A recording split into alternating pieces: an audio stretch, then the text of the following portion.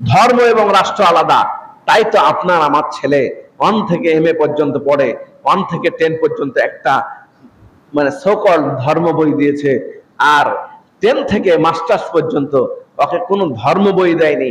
এমন ভাবে কচি হৃদয়ে তাকে ফিলোসফি পড়াচ্ছে, সোশ্যাল সায়েন্স পড়ছে, কার্ল মার্কসের ডাস ক্যাপিটাল পড়াই, সোশ্যাল কন্ট্রাক্ট পড়াই, রুশোর অরিজিন অফ স্পেসিস পড়াই, এই ডারউইনের বিখ্যাত গ্রন্থ ম্যানিফেস্টেশন পড়ায়, পৃথিবীর সকল দর্শন আদর্শ পড়ায়, কিন্তু মুসলমানের 90% দেশে আর রাহিকুল মাকতুম সিলেবাসটা ঢুকতে পারে না,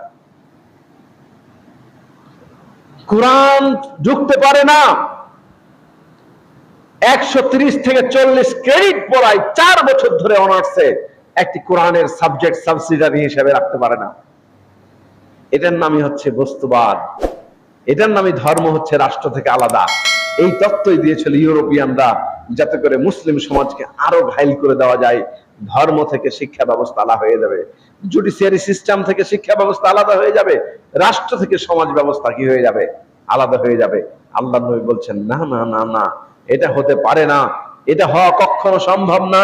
এই জন্য আল্লাহ নবী সাল্লাল্লাহু আলাইহি ওয়াসাল্লাম মদিনায় হিজরত করে তিনি প্রথম রাষ্ট্র কাঠামো দাঁড় করলেন। দাওয়াতি মাঠ 13 বছর ক্লিয়ার করার পর তিনি রাষ্ট্র কাঠামো দাঁড় করিয়েছেন।